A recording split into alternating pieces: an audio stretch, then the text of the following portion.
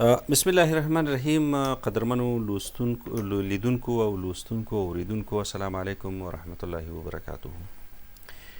خوښ یم چې یو ځل بیا در سره یم، لکه څنګه چې په تیر درس کې مو د یوې ښې لیکنې په باب باندې څرګندونې وکړې.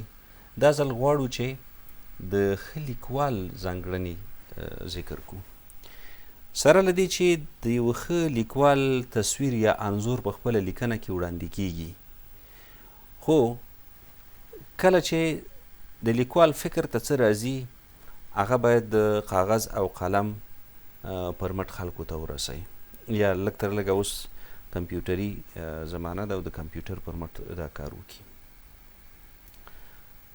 یو ښه لیکوال تل د یوې پیاوړې عقیدې او د یوې ژمنتیا له مخې قلم پورته کوي. لکه چې موږ په تیرو درسونو کې بیا اشاره کړې ده چې رحمان بابا وایي چې دا دستور دی چې له درده زګیروی خیجي که نه څه و د رحمان له شاعرۍ. یعنی یو احساس دی چې رحمان بابا ته حاصل شوی دی او د شعر لیکي. یا خوشحال بابا وایي چې شعر کار د هر فاسق و فاجر نه دی، نه د هر یو وږي سترګې د کنګال. ایوب صابر وایي چې د معنا کیفیت داسې وي صابره لکه خیجي په شاعر چې د نبي رنګ. یعنی شاعر او لیکوال مقام دغه حد ته رسیږي. حمزه بابا وایي چې پټ وي طوفانونه د شاعر په خاموشۍ کې مشه پرې غلط چې تش خبرې جوړوي. په هر صورت دا ټوله یوه ژمنه ده، یو پاک احساس دی چې قلم په ګوتو کې اخلي او د قلم پورته کولو پر مټ ورته هغه معیارونه حاصل وي او هغه معیارونه یې مخې ته ودرېږي چې د قلم عفت یې ایجابوي.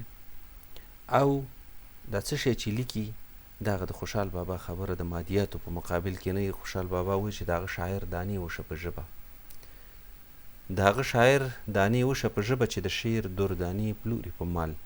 یعنی څه شی چې موږ لیکو دا باید د دغه دپاره نه وي، د مادیاتو دپاره نه وي، ځکه مادیاتو دپاره چې څه شی ولیکل شو هغه بیا دغه نه لري، پایښت نه لري. هغه څه چې د معنا لپاره لیکل کیږي او هغه چې د خپل ولس لپاره لیکل کیږي.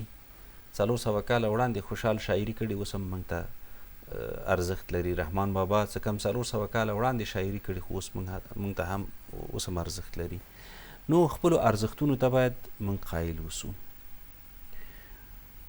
او ژمنتیا ولرو. او هغه څه چې لیکوال په ټولنه کې محبوب کوي هغه دا دي چې خپلو معنوي ارزښتونو ته ژمنتیا ولري.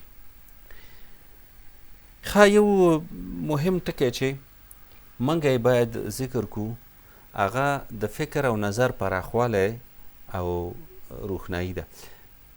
ځینې خلک دغه لري، تنګ نظري وي. لیکوال لپاره تنګ نظري نه ده پکار.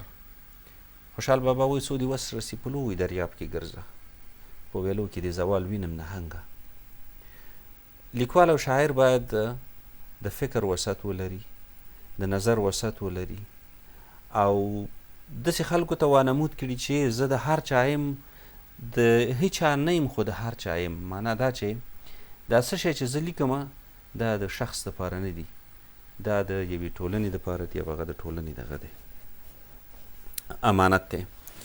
همدارنګه شاعر باید د تخیل د ځواک پیاوړتیا ولري.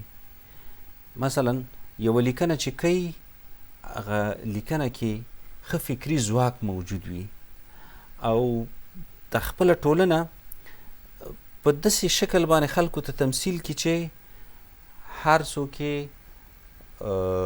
د دغه شاعر په الفاظو باندې ښه ومني. بل دا دی چې ښه ذوق باید ولري او وینا یې لطافت ولري، ځکه چې که ذوق پکې نه وي پالل شوی او لطیف نه وي، لطافت نه وي، نو په لیکنه کې نو کیدای شي چې څوک یې ونه لولي. نو د یوه ښه لیکوال یوه ښه ځانګړنه دا ده چې د ښه ذوق خاوند وي. د حمید بابا خبره چې ذوق یې د واښه وي ورته حسن تر حلوا ښه وي. معنا دا چې ذوق پالونکی به وي، خپله به هم ښه ذوق لري او د همدغې لیکنې د ذوق او لطافت له مخې به نور هم رابولي. بل مهم شی چې دی هغه نوښت او ابتکار دی. کله چې د شاعر سره د ابتکار قوه موجوده وه او ښه نوښت یې کولی شو، د هغه لیکنه پایښت مومي، او که نه مبتذل لیکې کولو، نو د الفت صاحب خبره چې ابتذال د شاعر مرګ او نوښت ژوند دی. زموږ په مخ کې داسې شعرونه او داسې نثرونه پراته دي شاهکار چې کلونه کلونه پې نور هم تیر شي، په هر عصر کې به نه وی. مثلا موږ د کلاسیک دور داسې شاعري لرو چې اوس هم نوې ده. د کاظم خان شیدا شعر چې موږ اورو، د اسمان په کمن نه خیژم اسمان، د چې شي په اسمان د آفتاب په کمن نه خیژم اسمان ته، نږدم بار لکه شبنم په دوش د ګلو، یعنې د بل چا په اوږو نه بارېږم. چې صاحب لکه آفتاب د سیمو زرې، هر سحر ولې ولاړ د بل په درې. نو دغسې شاعري په هر دور کې نوې ده، په هر دور کې معاصره ده. رحمان بابا ځینې شعرونه داسې دي چې ته فکر کې پرون دا شعرونه ویل شوي دي، لکه ونه مستقیم په خپل مکان یم که خزان را باندې راشي که بهار. په هر دور کې دا خبره نوې ده، په هر دور کې خلک هرکلی کوي. خوشحال بابا چې څه ویلي دي زموږ دپاره ډېر نوي دي.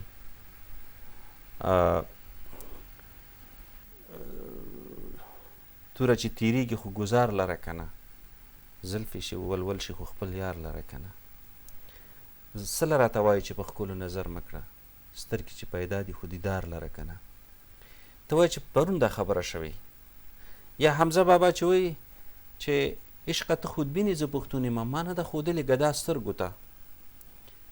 لاسو تڼۍ د ګریوانه پاتې دي، وحشته ستا په زړه کې څه پاتې دي، دا خو ته ولوله چې سترګو کې دي، ډېرې خبرې مې په زړه پاتې دي. فکر کوي چې دا خبرې دومره بکرې دي، دومره نوي دي چې پرون شوي دي او نن هم دي او سبا به هم وي او بله ورځ به هم وي. تر څو چې پښتو ادب وي او لیکوالي د رحمان بابا، د خوشحال بابا، د کاظم خان شیدا او د حمزه بابا، دغه نوښتونه به لا نوښتونه وي.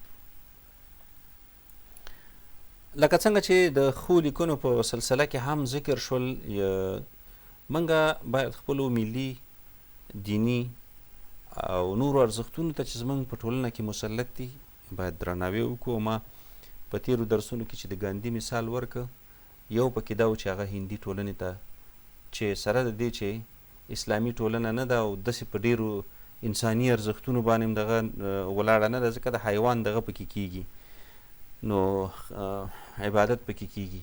خو بیا هم چې ګاندي ورته په یو ارزښت قایل دی، هغه د هغوی د ټولنې اعتقاد دی او عقیده ده.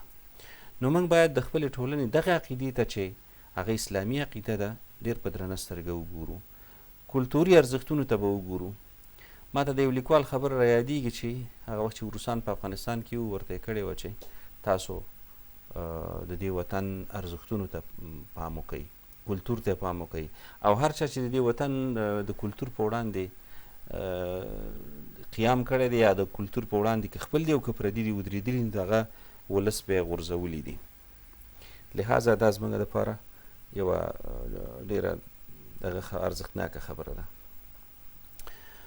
بل لیکوال ته دا پکار دی چې په ژبه تسلط حاصل کړي. څه شی چې لیکي دی ډېر مسلط وي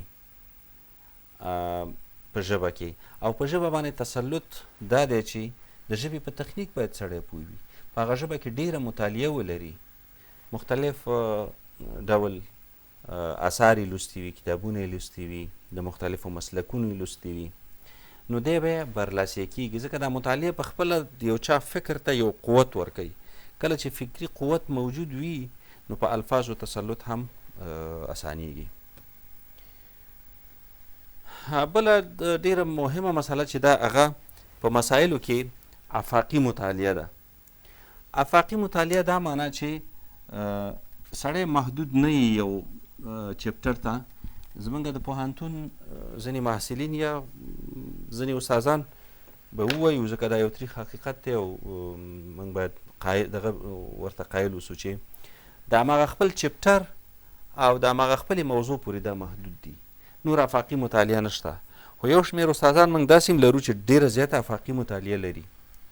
د هماغه افاقي مطالعې په قوت باندې چې قلم واخلي نو په څو دقیقو کې داسې یوه جامع لیکنه کوي چې هر اړخ یې ډېر بارز وي او چې داسې مبتدي لیکوال ورباندې ښه سوچ